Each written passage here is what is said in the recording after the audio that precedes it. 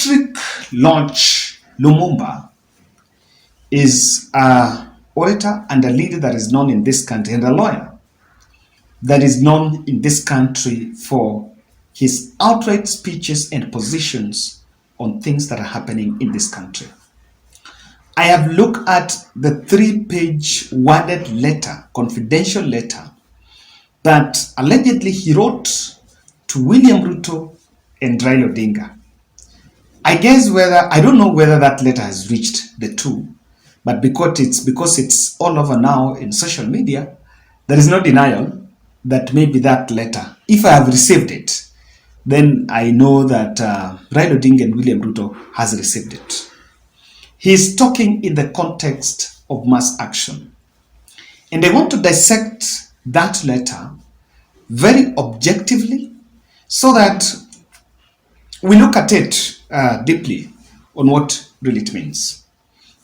He's talking and he's telling President Ruto that some may deny that Kenya is under threat, but the mother country is under threat and very lonely now. The country is divided into 2 cities.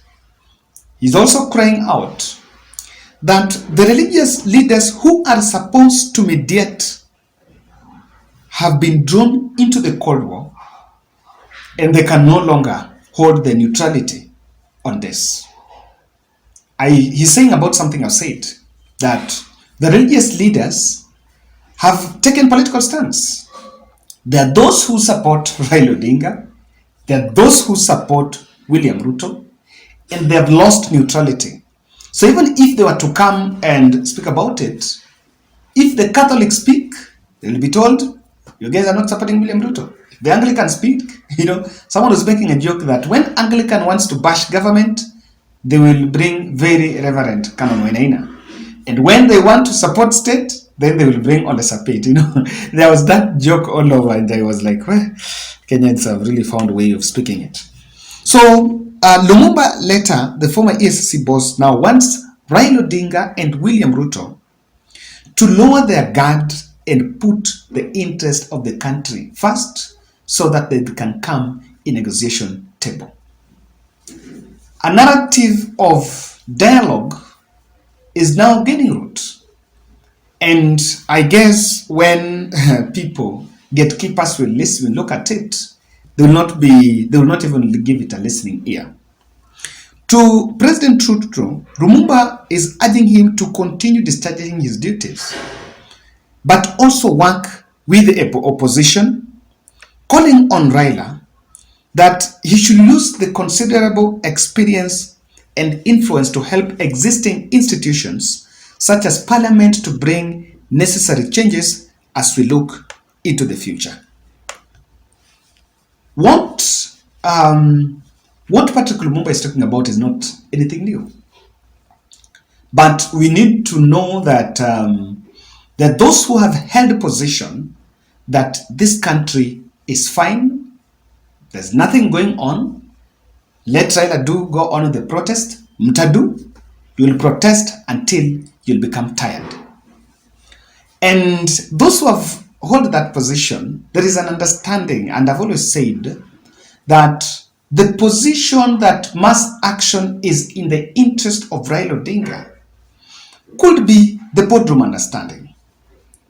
And even if so, why are we not cognizant of the fact that the public, rather the masses, are involved in it? Of course, that premise has been clear, that they say, no, it's about Raila, Raila is looking for a handshake, Raila is looking for that. But why are you not saying that the masses have been drawn into it? So even if there is a boardroom, person of fortune that Raila is looking for, but what does the public say? The public are not buying that narrative. Subscribe to our channel, click the notification bell and like our video so that when we drop more of these analysis, you will get a chance to watch. Don't be the person that misses our analysis. I want to say this. Recently, I was talking to a friend and he asked him, Kevin, do you think William Ruto has a problem with Raila Odinga? If anything, this gentleman has worked in the past. And do you think Raila Odinga does not have the wisdom of getting a solution with William Ruto? You cannot doubt the possibility of Raila Odinga, the voice of reason in Raila Odinga. If Raila sat down with Uhuru Muigai Kenyatta and bathed the handshake. One thing I've always said in this channel, and I've maintained that it was the best thing that happened for this country. Even what we're enjoying now, I can tell you, what we're enjoying now is because of handshake. Kama hakungekuwa na handshake, and we're not trying to exaggerate it, but kama hakungekuwa na handshake, try to imagine a situation where we are from a very contentious election and two commissioners. Try to think, best what happened in 2022, put it in 2017. Where could we be? Hebu fikiria, unajua kitu mimi nasemanga, and sometimes watu haichukuliangi serious. Look at it this way.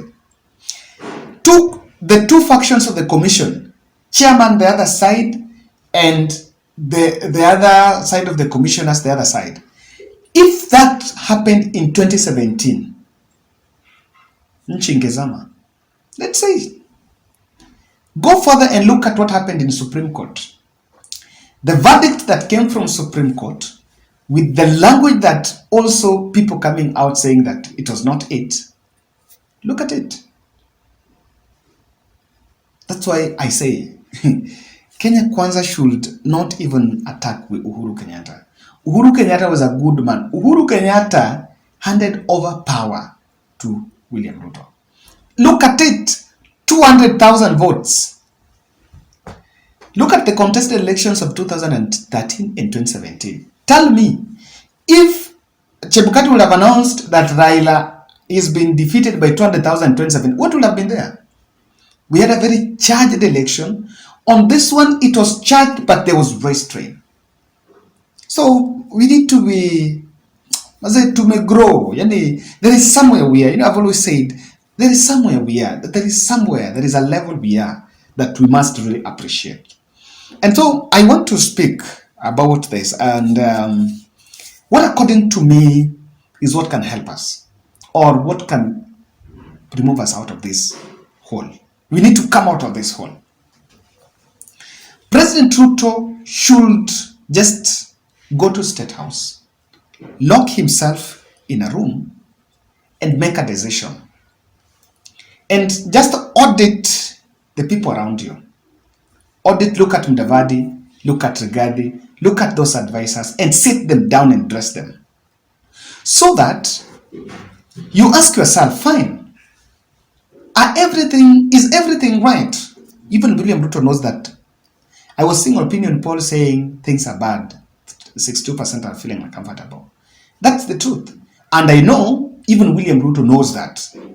But he cannot just come out and own up and say things are bad, because politics, the narrative will turn against him. So what I'm saying is, President Ruto should drop regarding interests. The interests who are creating the fence,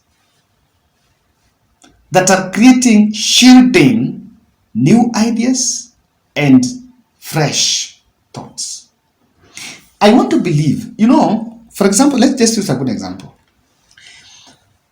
In Nakuru, during a prayer rally, the Trans Nzoia governor, Natembeya, who is a very staunch, is a person who was head of security in Rift Valley, came out honestly to tell the president that, look here, what is happening in the security sector in terms of banditry is that there are some people that you sit with on security matters, but the people, they're following it. And he was actually telling William Ruto the truth about what happened in the past. This is a man who was a regional commissioner and took charge of that certain operation. When Rigathi came out of his seat, he became very irritated and did not feel comfortable that someone was telling William Ruto what was the gospel truth. You know why? That was exposing those who have served around William Ruto. And I even think that some can even intercept intelligence feed to the president so that they tell him everything is fine. There are some people in this country that don't see a problem. They don't see. Even hizo mass protests, hizo za central and everywhere, they still tell you kile kitu iko sawa. Wewe usijali, kile kitu iko sawa. So that's one thing that President Ruto must do. You must remove the shielders, the safeguards that are not really uncomfortable with the fresh idea. Because Ruto must know and just understand, the truth is here, that those around him that wants to become president in the next few years. And for long, their politics has been based on fueling Raila hate in their regions. So if Raila hate is deflated, they will not have something to say. And if Ruto is to get to Raila, their politics is dead. So that is one thing. Those are realities that you need to face. And know that, sit down and tell them, things are bad. The other thing is this. I know that William Ruto is looking at 2027, and there's nothing wrong with that, because who wants to serve first term? But that cannot really put you in some sort of a space that you can't own up. You must own up that things are bad and change. Yes, just the same way you went and said that you're only left with 93 million. You said that treasury is dry and you're telling Kenyans to give you time. In short, you are saying things are bad. That is what you should say now. That own up, even though it is something that it will project you as a man who has lost it, or that you've lost it. But that's the truth.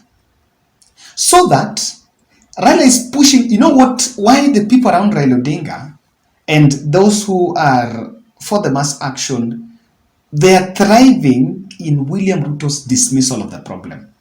I know that's what not anyone else is saying. Ruto is dismissing the problem. He dismissed Uhuru Kenyatta that mambo na majuni. We all know, for those of us who can speak from point of knowledge very well, that the cost of living question is not purely a Kenyan problem. There is also part of the forces, the global forces. The prices of the grain in the global market is high. So we all know that, but that cannot be said simply because you don't want to project yourself as a failure. The other thing that Ruto must do is this. There is a false narrow perception of what is happening, or the way we've profiled the problem, we've narrowed this problem to be Raila. Opposition, Raila. Opposition. And you will see that most of what is done is on, I address Raila, we've taken a narrow perspective. But if you can own up and know that, look here, this thing is about the people, who can handle it. Now, this is lastly. Let's fix this problem. Just stop the Uhuru revenge missions and all those plans and reshape your own scorecard. Reshape how you want your government to look like and forget about the past. Reshape. Reshape. Reshape.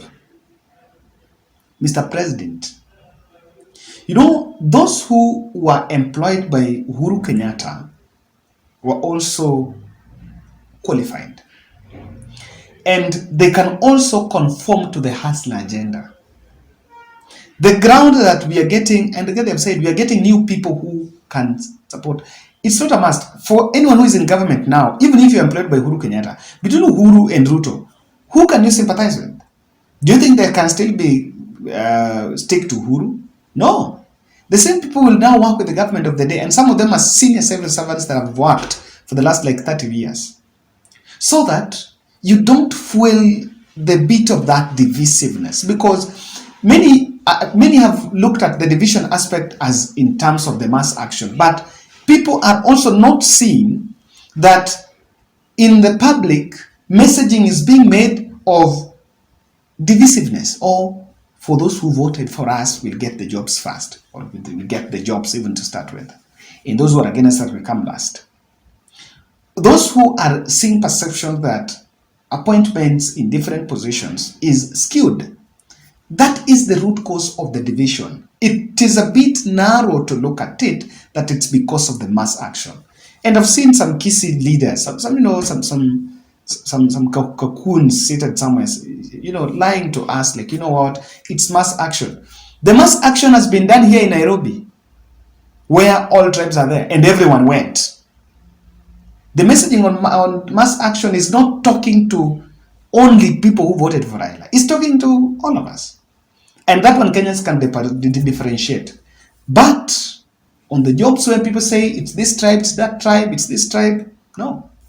I think the mass action is not the divisive aspect, because the mass action has not happened. And in Central, people are protesting about water. Are they protesting because they were supporting Raila? No.